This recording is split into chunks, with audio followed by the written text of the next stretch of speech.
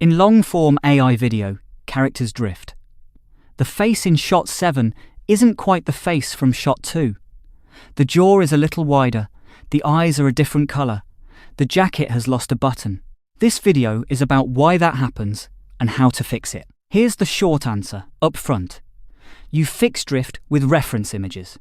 You lock one image of your character, and you pass that same image into every shot you generate. The text describes what is changing in the shot.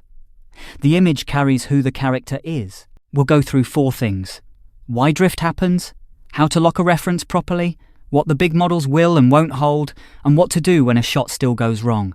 Along the way, I'll show you how FrameCell handles this for you.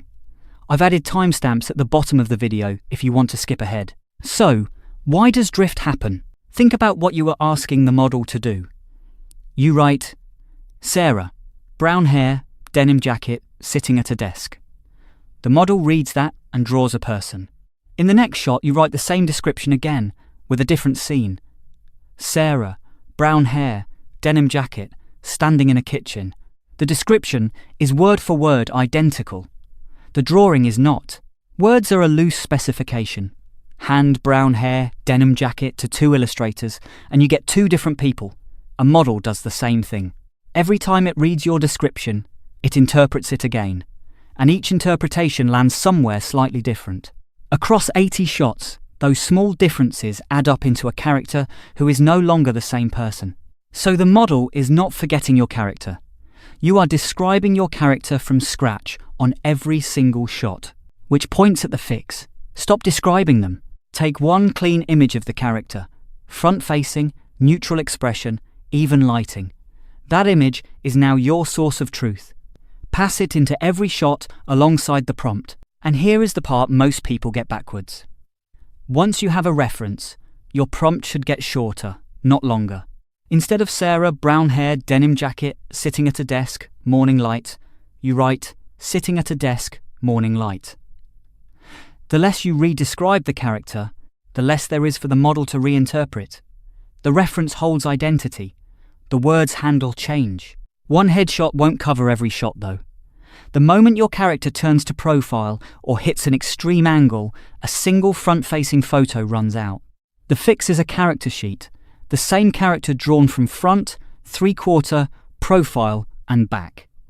Animation studios have used exactly this for decades, and they call it a model sheet. Every animator on the production works from it so the character doesn't drift between shots. Same problem, same solution. In FrameCell, you create the character once, and its reference images are generated for you. Now, what will the big models actually hold? Google's Nano Banana 2, the Gemini 3.1 Flash image model, publishes a hard number: 5 characters and 14 objects across a single workflow. That matters more than it sounds.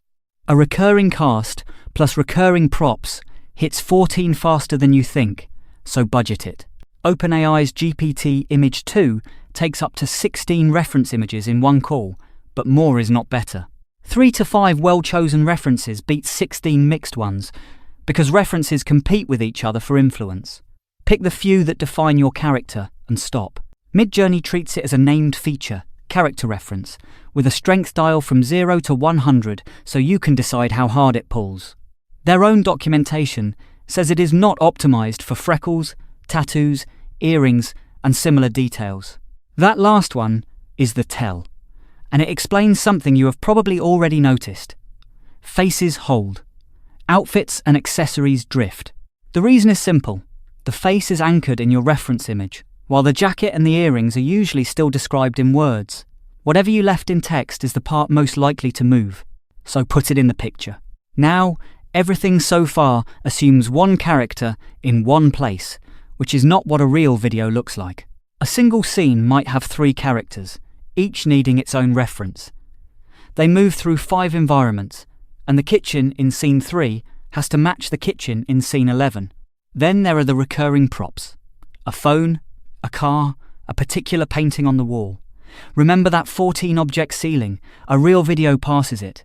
Multiply all of that by 80 shots, and you are maintaining a folder of reference images, plus a mental map of which one belongs in which shot. Miss one, and you get a drift bug, usually discovered after everything is rendered. So the hard part is not the model, it's the bookkeeping. That's the part FrameSale handles. In FrameSale, you create each character, environment, and prop once, and we generate and manage their reference images. For every shot, FrameSale pulls the right ones in automatically. The right characters for who is in the scene, the right environment for where it's set, the right props if they appear. You are not tracking a file structure, and you don't have to remember that scene 11 needs the kitchen. 3 rules to take with you. 1. Lock your reference before you generate anything. 1 clean image per character, and a turnaround if you know you'll need angles. 2. Describe the shot, not the character, and keep your reference set small. 3 to 5, not 16. 3. When one shot drifts, don't regenerate the sequence. Re-roll that single shot against the same reference. And if the bad shot still has one good frame in it, promote that frame to a new anchor and generate forward from there. Character consistency isn't a finishing detail. On narrative channels, on explainers built around a recurring presenter, on any episodic series, a face that changes mid-video breaks the thing the format depends on. Animation solved this with a sheet of paper.